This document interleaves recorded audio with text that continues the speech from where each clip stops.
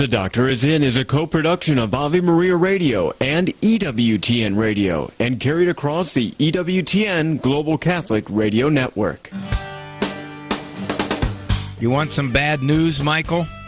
No. What are you asking me? You're the guru of the gray matter. I figured if anybody had it, you'd have the answer. I can't give you any direction. I think I'm going to have to change this channel. I'm sorry. You're completely wrong. I refuse to be wrong on 2 calls in a row. Tell me I'm spot on or tell me I'm crazy and I'll get out. I have no idea. I have a 6-month-old, so we'll be raising him according to Dr. Ray. Talk about being a winner. So, you want my question? You ain't making any sense. You're absolutely right. I just needed confirmation. So what are you going to do about it, Dawn?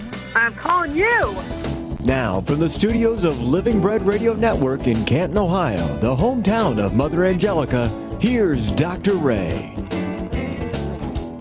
Poor Dawn. Relegated to calling me. Solve that situation.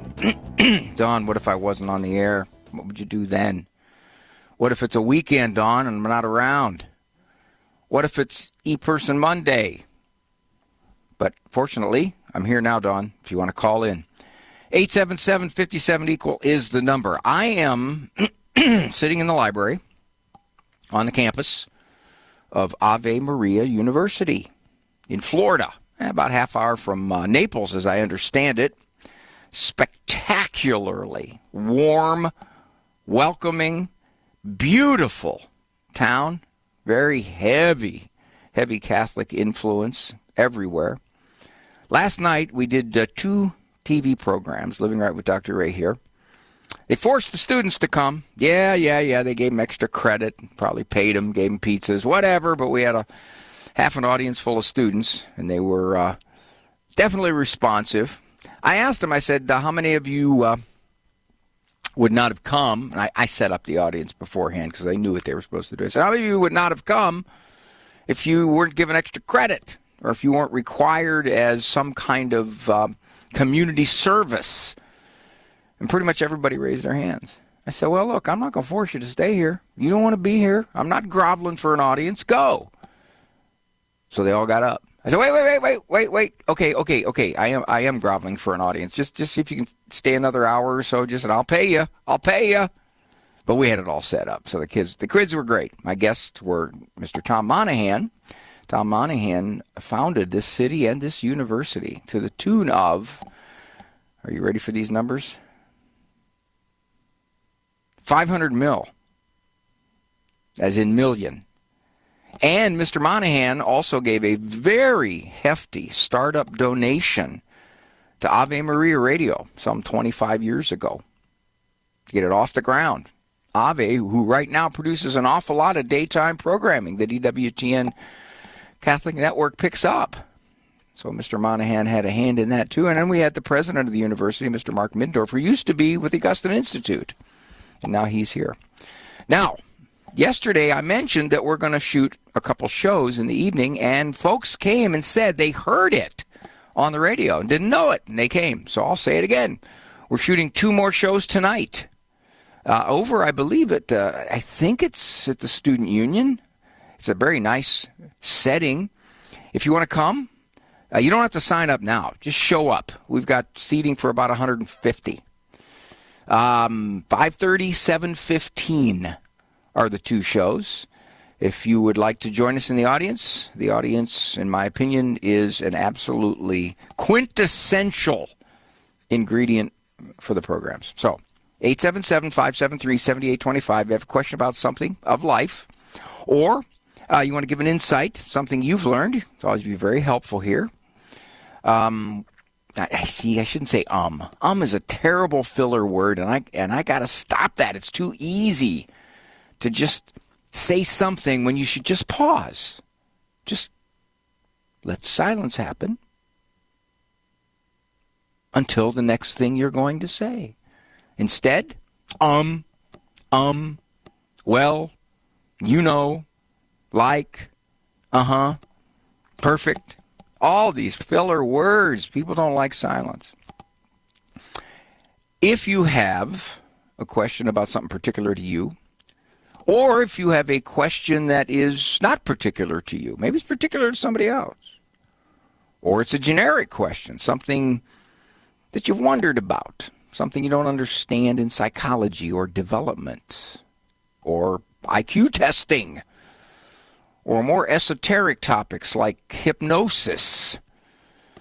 What else would be an esoteric topic that people are fascinated with? Sleep.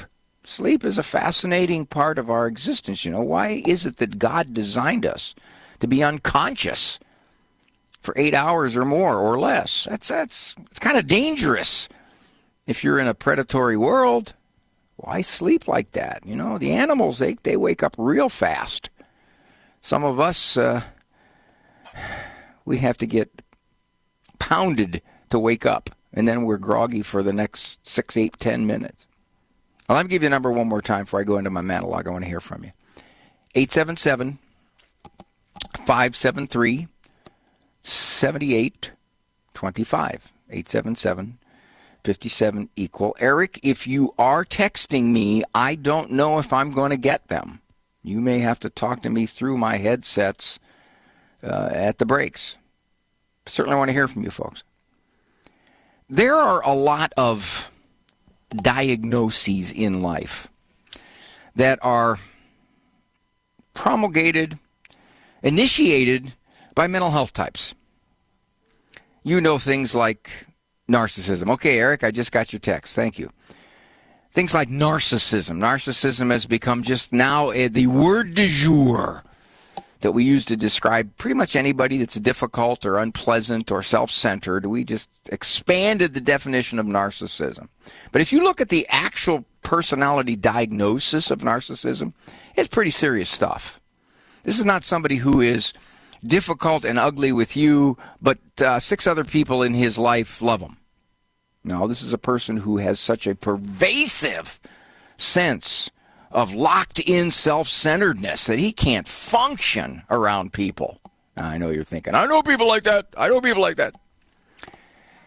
Some of these diagnoses make popular lexicon, but they really aren't any kind of clinical label. Examples of this would be 7-year itch, or what would be another one? Well, how about the one I'm going to talk about today? Middle child syndrome, MCS. You know, initials can summarize a disorder that's arrived. You just call it by its initials. Yeah, MCS. People know what you're talking about. If you don't have an odd number of children, you can't have middle child syndrome. Do the math. You have to have 3 or 5 or 7 or 9 or 11. If you have 4, you don't have a middle child. You got an upper middle and a lower middle. I suppose it could trickle up or down. Want to stretch it. I always tell parents, you're afraid of middle child syndrome, don't have an odd number of kids. You know, have an odd number, give another one. Or give one away. I don't know. Now, I've often been fascinated by middle child syndrome. First of all, there's no such thing. Okay, let me underline that. There is no such thing. Dr. Ray, my middle child fits all of the descriptions of middle child syndrome. He has identity issues. He wonders where he fits in the family. He misbehaves to get attention. He's clearly the more difficult of my children. I don't doubt that. However, it's probably his temperament. It's who he is. He'd be that way if he was 1 or last or second middle from the end. I don't know. He'd be who he is. And 1/3 of the time, if you have 3 kids, 1/3 of the time your most difficult kid is going to be the middle kid. That's enough to keep a stereotype going. 1/3? Oh, that's plenty more than you need to keep a stereotype going. We had 3 children at one point. My daughter Hannah was the middle child. It was Andrew, Hannah, then Sarah. Sarah was the baby. Andrew was the oldest. Hanny was the middle child. Well, thinking maybe Hanny's going to start manifesting some of these middle child things. Well, before she could, or before we noticed it, we adopted Sam. Now, that moved Hannah up to upper middle. And Sarah, who was the baby, and of course the baby is supposed to have certain characteristics. Well, she's not the baby anymore. Sammy's the baby. Sarah's lower middle. Well, now we don't have any middle children. Wait a minute. We adopted John and Joanna. Twins. They were age 4. So we jumped from 4 to 6. Well, we still didn't have a middle child because John and Joanna, who were twins, now jumped into those middle spots. But they too were upper and lower middle. And Hannah, who not so long ago was a middle child, is now second oldest, right behind Andrew. Now, the only one who never changed positions was Andrew. He was the oldest. Everybody else was either a middle child, lower middle child, upper middle child, or baby. Until we got to Liz, who was number 10, and she remained the baby because she was the last child we adopted. So I got a question. Was Hanny middle child long enough to contract middle child syndrome? Did she initially have acute middle child syndrome and then it drifted into chronic middle child syndrome with residual effects from the, I think it was about a year that Hanny spent as a middle child? Is that enough to develop those characteristics? I think over the years of us adding to our family, we had 4, maybe 5, I'd have to do the math, middle children. They came and they went, and they came and they went, and they came and they went.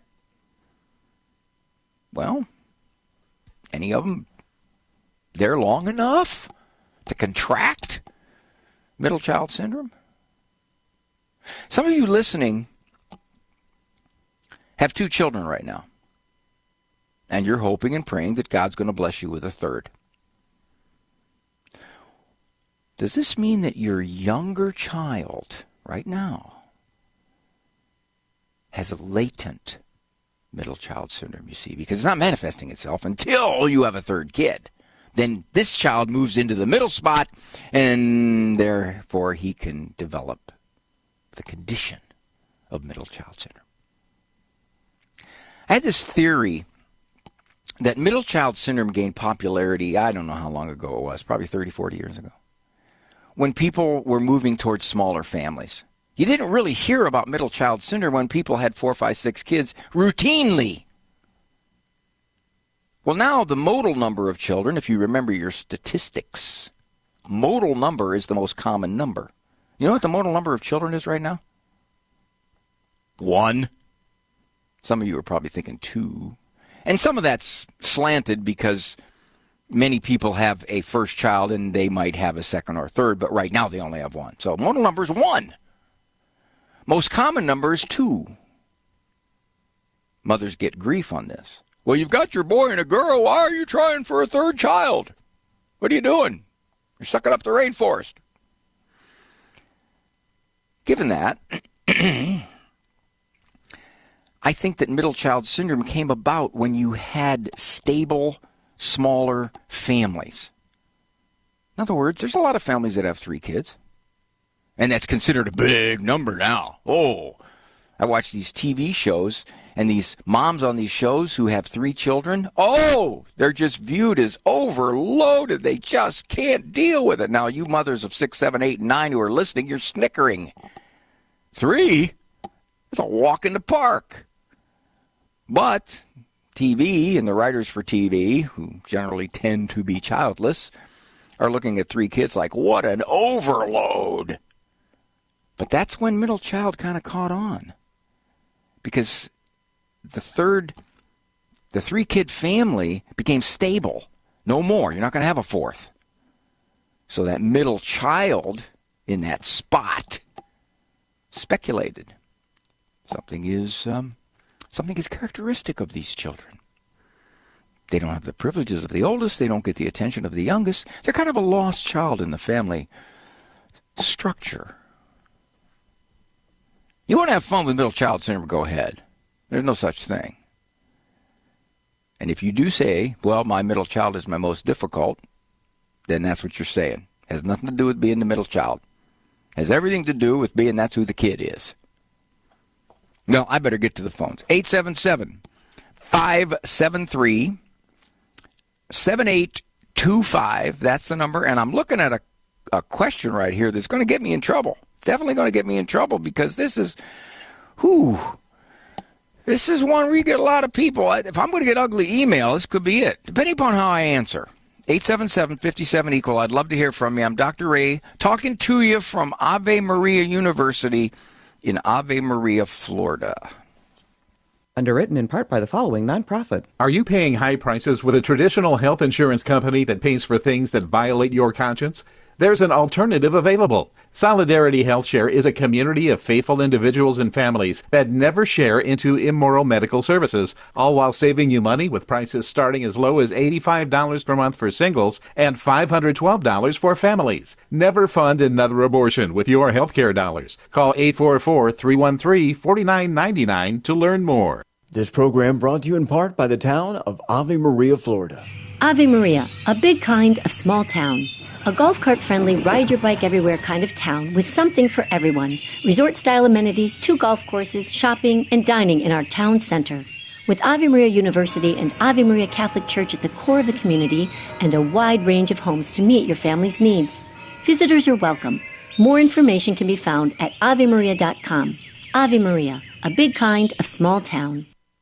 The wisdom of Mother Angelica. I went to Las Vegas years and years ago for one of these cable shows. And I was shocked to see all these old ladies in their 70s and 80s getting off that plane, running for a slot machine. You don't have a chance to win. They're all fixed. I know, my uncle used to have slot machines. EWTN. Live truth. Live Catholic. We are the pro-life generation, passionate about building the culture of life in our healthcare and in our nation. But not all healthcare options are equally pro-life, and some provide morally objectionable procedures. CMF Curo is different. CMF Curo is a pro-life Catholic healthcare ministry providing a pathway for its members to build the culture of life in their healthcare choices, not destroy it. Learn more about CMF Curo at mycatholichealthcare.com. That's mycatholichealthcare.com.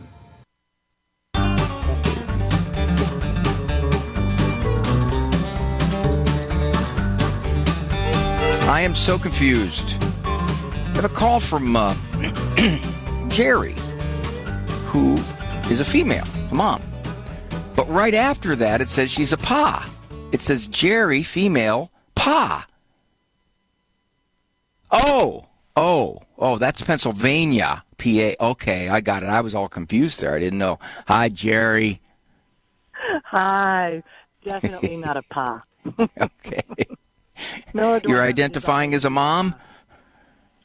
Yes, Grandma, Gigi. Grandma, all right. Gigi. So Gigi, that's a good grandma nickname, Gigi. Isn't it? Especially yeah, I think that's cute. For thanks. You got one of the kids who couldn't say grandma, so they kind of stumble around trying to find how to say grandma. Yes, that's it. That's it. I'm a Gigi on one side and a Lala on the other side. How in the heck did Lala come out of Grandma? Because there's a Gigi already on that side of the family, and I always wanted to be a Gigi, and so I had to think, well, what could I be that would my granddaughter would remember and would kind of identify me. Since I sing, I said, oh, I'll be Lala. And I'll sing to her all the time. La, la, la, la, la, la, la, la. So you already co-opted, the other side co-opted the name Gigi, and nobody can use it again now. That's it. Those kids got Gigi. If you got any other grandkids, you're going to be Lala or Mama or Moo Moo, or you're going to have to come up with some kind of repetitive little syllable thing. Gigi Lala, Lala Gigi. It really should be Lala Gigi because I was a Lala before I was a Gigi. I'm so confused. I was confused. So in all fairness, I should be Lala Gigi. When you were a pa here. Now, I got a feeling. You tell me if I'm wrong.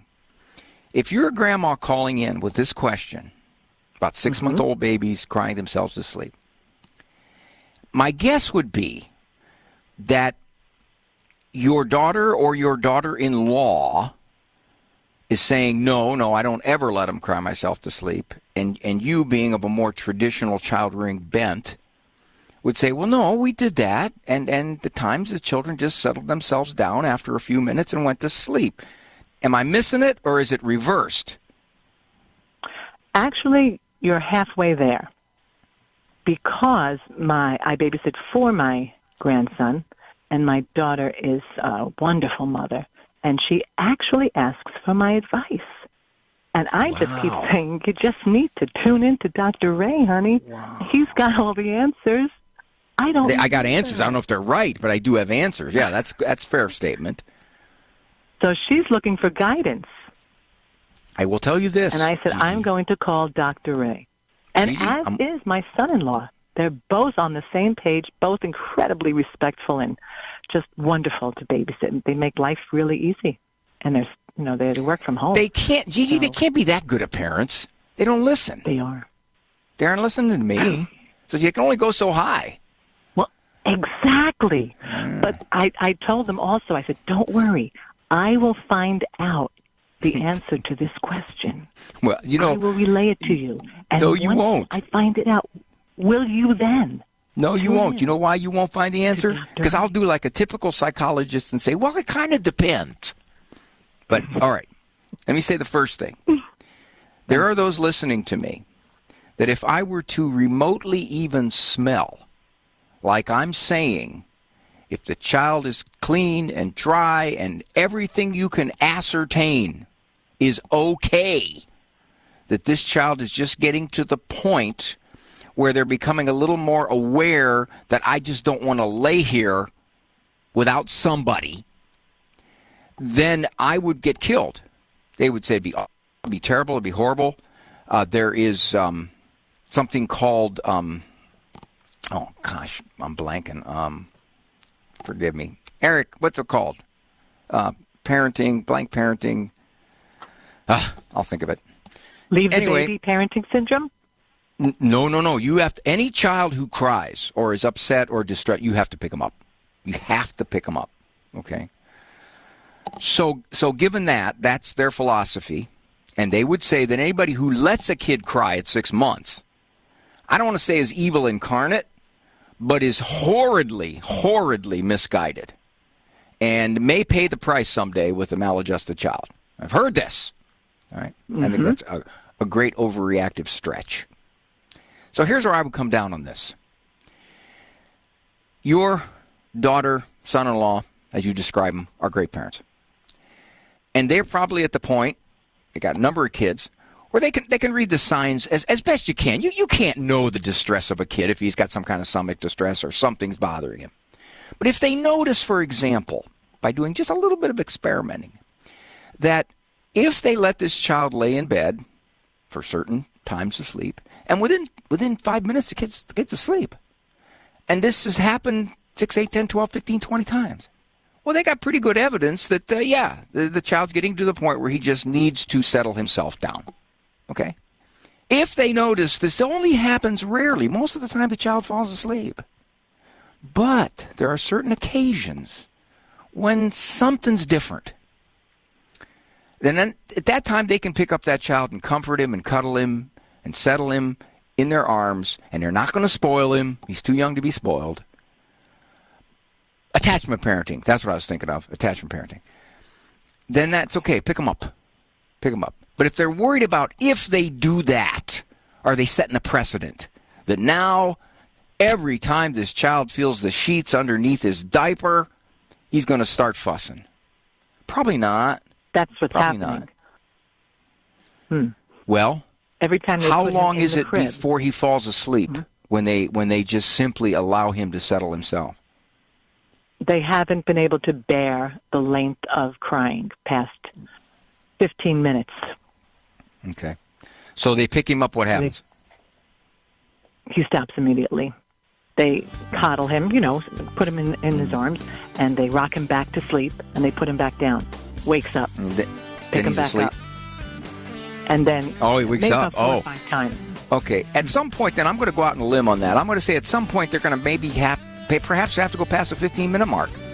Because if you can't just keep picking him up and putting him down, picking him up and putting him down, picking him up and putting him down, that frustrates you. It tires you out. So I think when you said they can't bear it, I think they're worried about doing something psychologically wrong, Jerry. I don't. 60 on 10 with Monsignor Charles Pope. The fifth commandment, you shall not kill. At the heart of this commandment is an absolute insistence on the sacredness of human life. We read in Jeremiah chapter 1 and verse 5, "Before I ever formed you in the womb, I knew you, says the Lord." So every human life is sacred because it's caught up in the mind and the heart and the will and the love of God. And no matter how we're conceived or any circumstances, God has always known and loved every human person. And for this reason, we are to hold sacred every human life. We are therefore to never murder, never kill, never seek vengeance. Of course, we have issues of abortion and euthanasia today, and we have so many ways where we in some way disrespect the lives of other human persons, and even our own life. We have to learn to respect it as a great gift from God. The fifth commandment, you shall not kill. For more about the 10 Commandments, visit EWTNRC.com.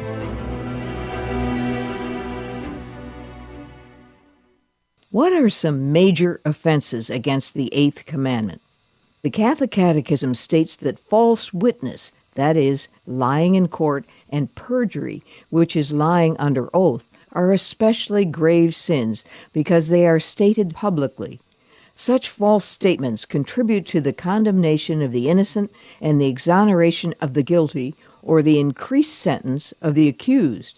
If we assume the moral fault of another without sufficient evidence, we commit the sin of rash judgment. We offend by the sin of detraction when we reveal the faults of another without an objectively valid reason to someone who did not know them. Calumny is the sin of lying about another person, thereby harming their reputation and contributing to occasions of false judgments regarding them. This is Peggy Stanton, and this has been the Order of Malta's Minute with the Catechism.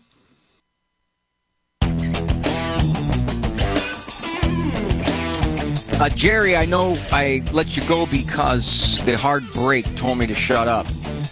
However, I would like to revisit this with you a little bit. You don't have to call back, but what I'll do is in between calls here, or if the lines are quiet, I'll go back and flesh out a little bit of what I was saying here, because it is so dependent, and there are those folks who flat out say, never, ever, ever let a child cry themselves to sleep. That's what they would say.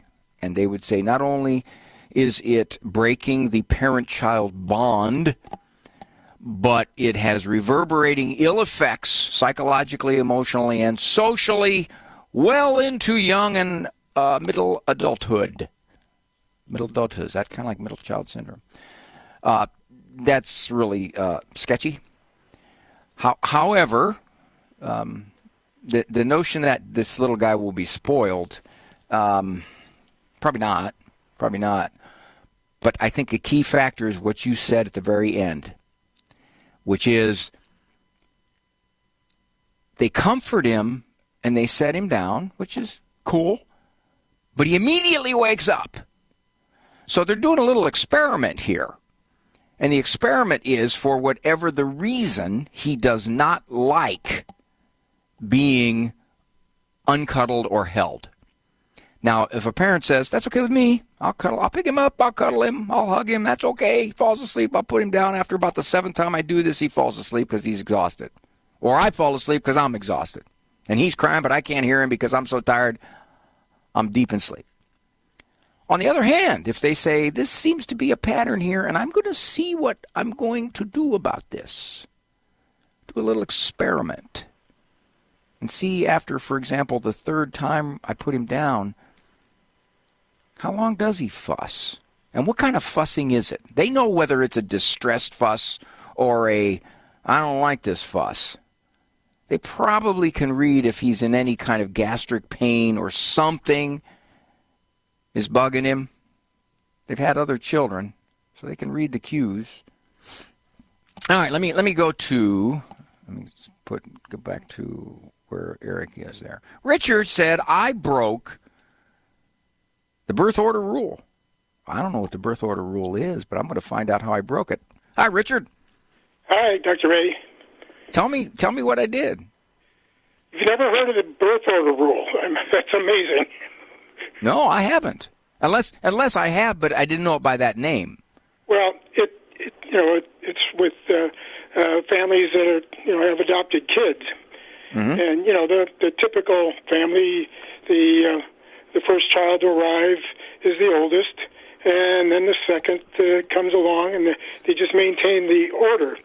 But if you adopt, there's a chance, and not just a chance, you've described it, where, the child you adopt is in the middle of the order or the first of the order. They are now the oldest, and everybody else just moves right on down. And I was just wondering what's your thoughts on that. Well, that's a good question because, we did that. We had at one point, our kids were 6, 5, 3, and 1, and we adopted 2 4-year-olds. What happened? Chaos. The 3-year-old felt very displaced. The 3-year-old was upset. The 1-year-old was oblivious. Okay, he didn't know anything about this. And the 6 and 5-year-old, my son was just kind of easygoing, so he just kind of thought, okay, I got a brother and a sister. The 5-year-old daughter, she viewed it as, oh, good, 2 more siblings I can rule. But the 3-year-old, she got shook. She started biting, and there was definitely conflicts there. At one point, she said this to the kids. She goes, "You're going back." She got in big trouble for that one. So you're right. There is a displacement. Although we didn't, even despite all that, Richard, we didn't see a permanent alteration in certain personality habits. We didn't. We saw a momentary adjustment that went on for probably, 2, 3, 4 months, something like that, where our 3-year-old got a little more feisty. And we just had to deal with her behavior, that's all. And then ultimately she realized, hey, I got a couple brothers and sisters here, and the 4-year-old became her best friend, but it took a few months. So you're right. You can disrupt the 1, 2, 3, 4, 5 of a family by adopting a child. People will ask me, they'll say, should I adopt a child older than my oldest? And they'll say, well, I don't want to displace my oldest. And I said, well, I think the bigger concern is this. If you adopt an older child, there's a pretty good chance that that kid is going to have had a rough history. Obviously, if he's older, he's been in foster care. And if he's been in foster care, he was removed from a birth parent, either at birth or later through abuse or neglect. So it's likely that he's got more adjustment issues. It's likely he may be more immature, more impulsive, more worldly. If he's a 9-year-old and you've got a 6-year-old and you're adopting a 9-year-old who is far more worldly than your 6-year-old, that's risky. We did it when we adopted the twins because the 3 and the 1-year-old really weren't going to be all that influenced adversely by the 2 4-year-olds. They were behavior problems, but they were not worldly. So that's usually the caution I give parents. If they're going to adopt somebody older, be careful, because there's a pretty good chance this kid could bring into your household things that would cause behavior problems for your oldest, for example. Okay? Mm-hmm. Good stuff, though. Okay. But Richard, there's no clinical name other than No. birth order rule? No, there's no clinical name on it. All it really is that each situation kind of manifests itself differently. But I always tell parents, you be cautious about taking in, if innocence is really key to your child rearing, and you got a 6-year-old who's your oldest, and there's an available foster child who's 8, get to know as much of the history of that child as you can. For example, if that kid's been in foster care since he was a baby, and it was the same foster home, and the foster parents were just beautiful people who are on the same wavelength as you in child rearing, then there's a better chance that this kid isn't going to be any much more worldly than your 6-year-old. But if he's bounced around, or he has been drug and alcohol exposed in the womb, yeah, Yeah, there's probably going to be some parenting issues there that you didn't deal with the other kids. There you go, Richard. Okay. Thank you very much. I appreciate it so very much. Thank you, sir. 877-573-7825 is the number. It's halfway through, a little more than halfway through the program. We have line openings, so please give me a call. I want to hear from you. You want to weigh in on this child birth order issue? Feel free. I can talk a little bit about the eldest child because there is some support on that. But I'd rather hear from you. 877-57-EQUAL. Give me a call. We'll get you right up.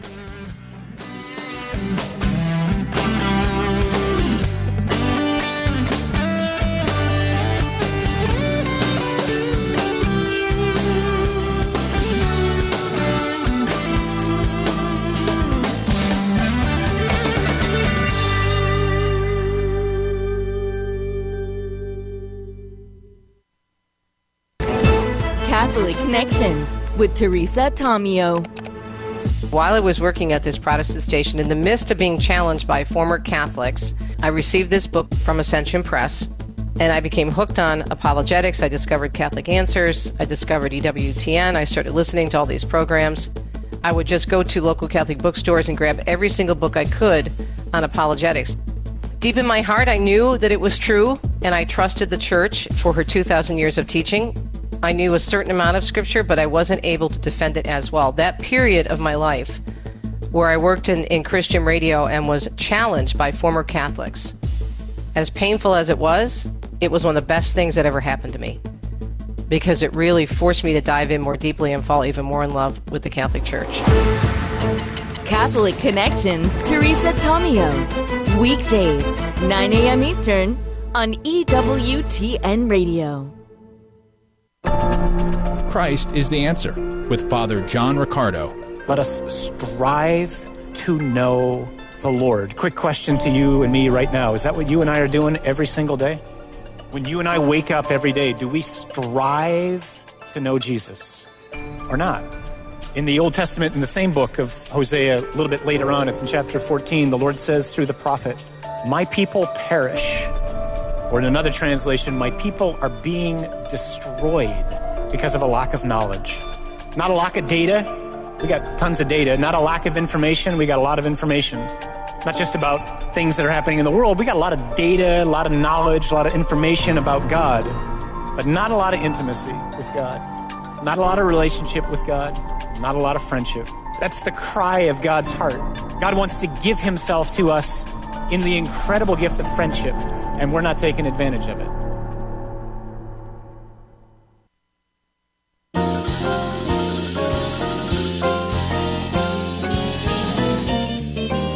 Subliminal, that's what happened.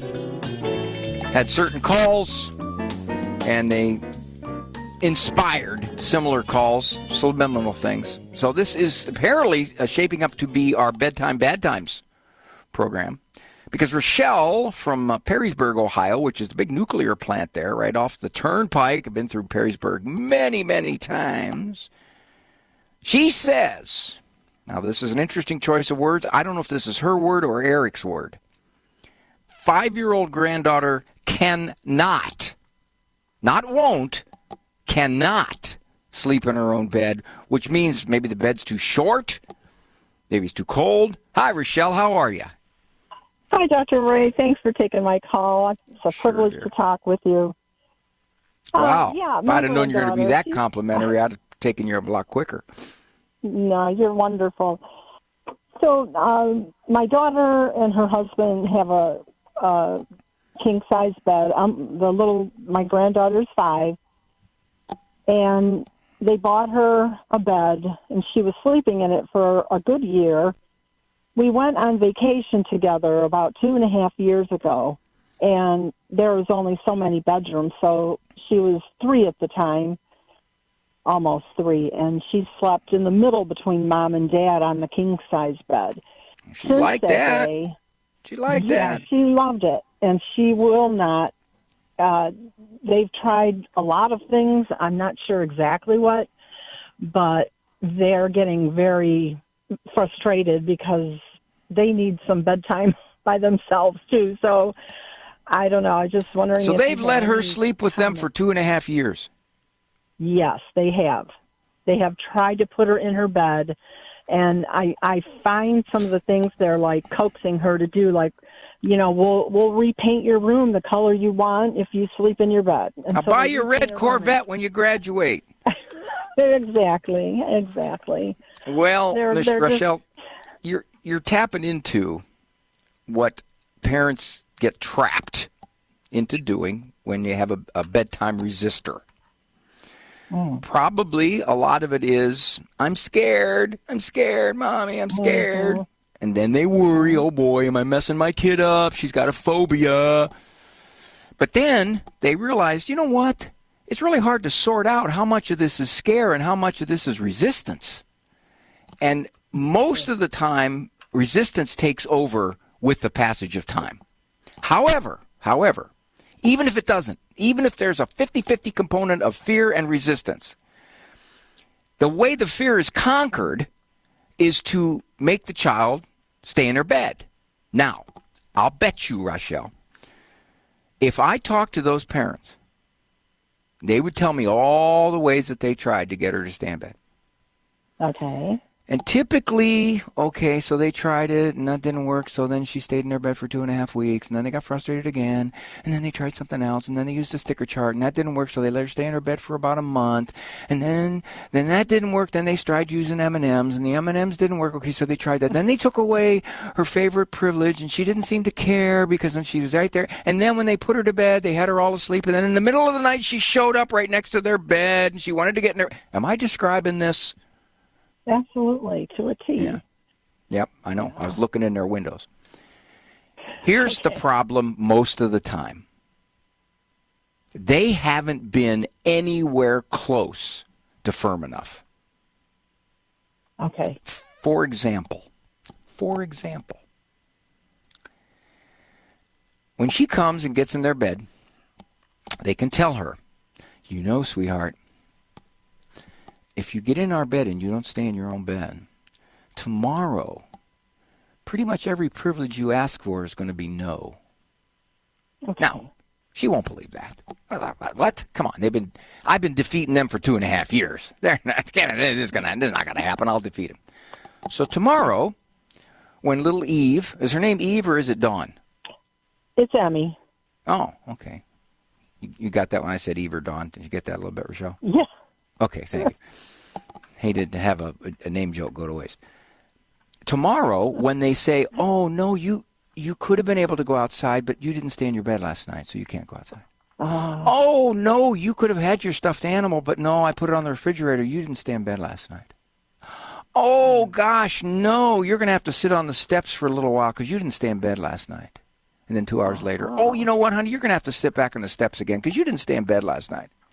Once they do that about 2-3 days, it's over. She'll stay in her bed.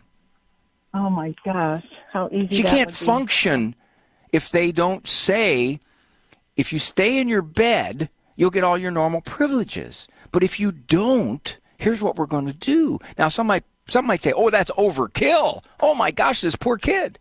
No, it's not overkill. She's been making bedtime bad time for 2.5 years. They're frustrated. They're angry. They're tired.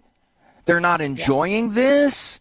They're beating themselves to silly trying to figure out how to get her to stay in bed. She's totally strong-willed. No, she's not. Not any such thing. I've had 14-year-olds who are still sleeping next to their parents' bed. Wow. Because the parents never said, okay, this is done. My wife and I, of course, had 10 children. And they're all adopted, and some of them had some very bad histories.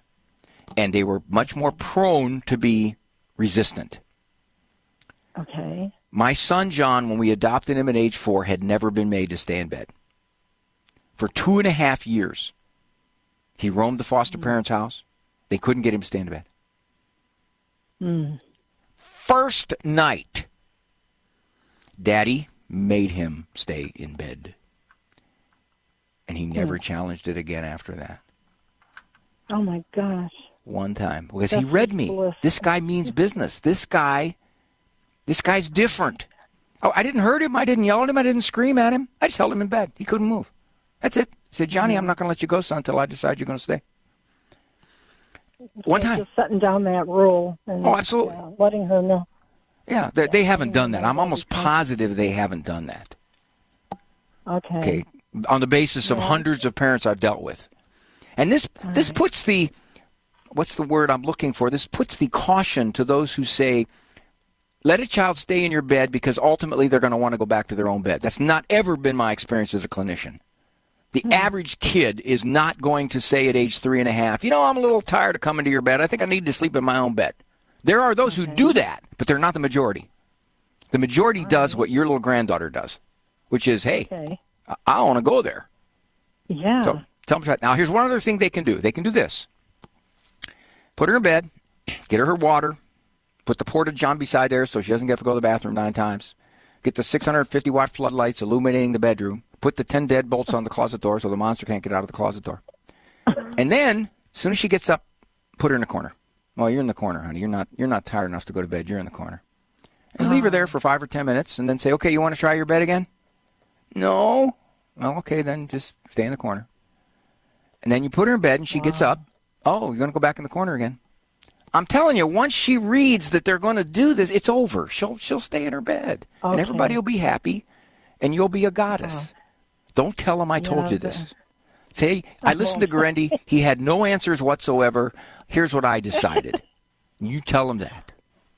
Oh, darn. Thank you, sweetheart, for the call. You take good care. Hey, call me back in 2 weeks if they do this. Call me back and let me know how it's gone so you can praise me up one side and down the other.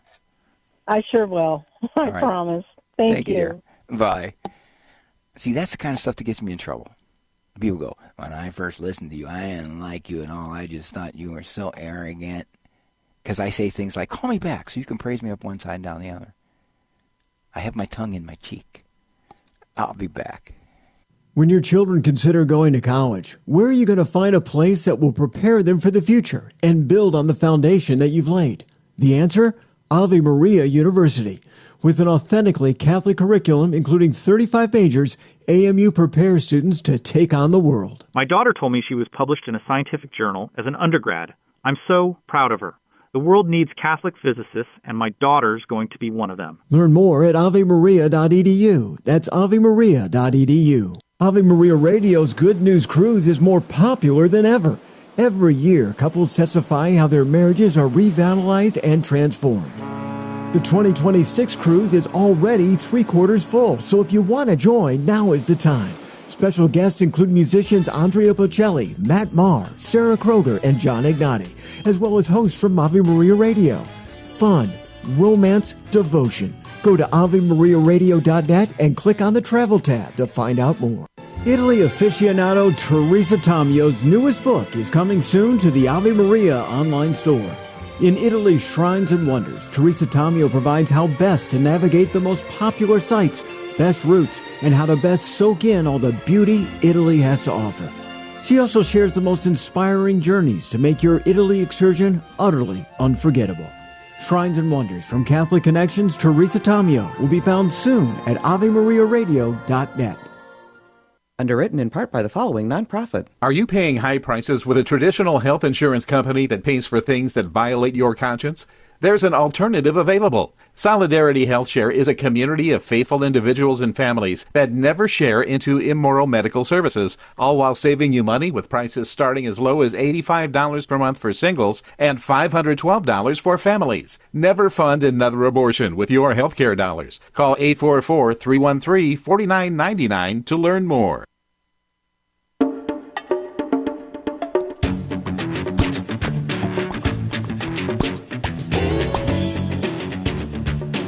Yeah, this reminds me of when I was in high school, and they had these little sock hop dances, and I really was too shy to ask any girls to dance or anything like that. So what I did is I sat over in my chair, and I danced in my chair, trying to look cool, dancing in my chair. And then when they had the music, like the Mamas and the Papas and the Turtles and those groups, Blood, Sweat, and Tears in Chicago, I would I would mouth the words like I'm doing now. I go, and that's pretty much why I never had a single date. All right, Richard, you're being redundant here. 3-year-old and stubborn. You are being redundant. Hi, Richard. Well, sorry for the redundancy. I have 4 grandchildren, ages 6 to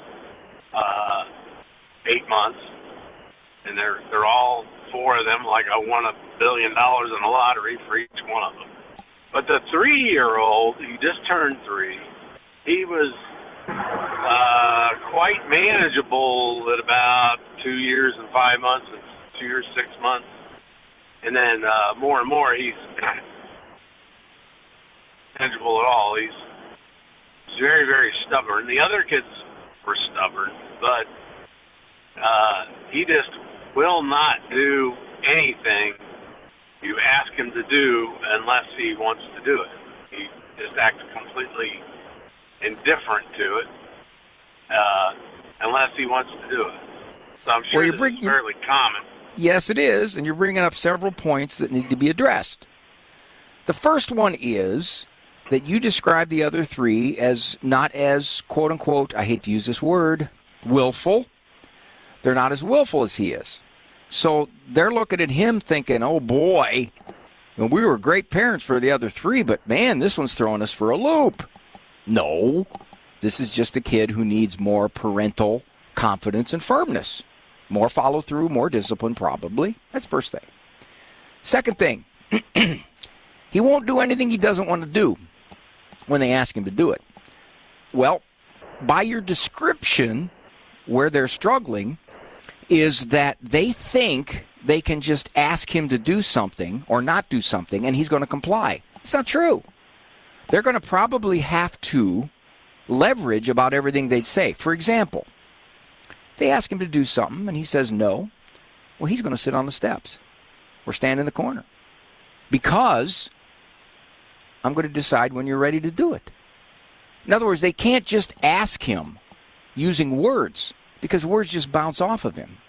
Now, does that mean he's particularly stubborn? No, not at all. It just means that's who he is. And their parenting is going to have to rise up to dealing with him. I'll share with you an interesting thing. As I said, I have 10 children with some of them with pretty checkered histories. My wife, at one point all the kids were under 12. My wife never had defiance from the children, refusal to sit in timeout or refusal to lay on their bed or refusal to go sit on the couch and read a book. Never. Because very early on, she established she means what she says, and if you refuse, there's going to be multiple consequences. So the thing that taught me as a father, and I knew this as a psychologist, but it reinforced it as a father, is that most little kids, even your little 3-year-old grandson, they will respond readily to discipline. And when they don't, it's because we parents aren't doing at the level we need to do. Might have been a good enough level for those other kids, but it's not a good enough level for this one. Okay.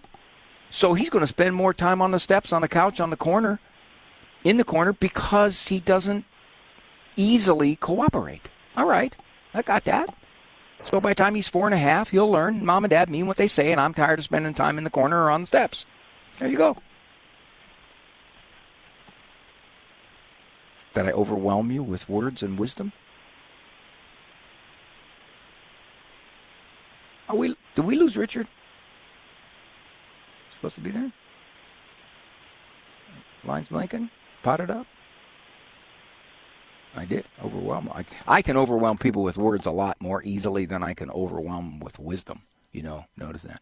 So one final invitation. If you are anywhere near Ave Maria, Florida, and you want to come to be in the audience, Living Right with Dr. Ray tonight on campus. We're at the Student Center, I believe. But you can just ask anybody where it is, because we're doing some tapings at 5:30 and 5:30, 7:15 are the tapings there. You don't have to sign up now. It's we've got plenty of seats. We filled up most of them, but we can always put more chairs up if we have to. Last night we had some real nice size audiences, and it was wonderful. And a lot of the kids came. They were forced to come because they got extra credit, and they had to. I had one girl come. She said she'd come anyway. That was one person, yeah, and she's obviously a valedictorian. So, inviting you there tonight, and I know I'm getting real close to the end. I don't have my clock with me because I'm sitting in a studio not made for radio, but I don't have a clock other than my phone, and Andrew just told me 30 seconds. Good enough. Thank you for joining me here on The Doctor Is In. Thanks, Andrew Kruchek, producer man, and Eric Dumont, call screamer man, and all the grandparents who called. Notice that? The theme? All grandparents, all grandkids, all under 5. Wow. All right. Walk with God. Always. For information on Dr. Ray's presentations, books, and CDs, visit drray.com and follow him on Facebook and Instagram. The Doctor Is In is a co-production of Ave Maria Radio and EWTN Radio and carried across the EWTN Global Catholic Radio Network.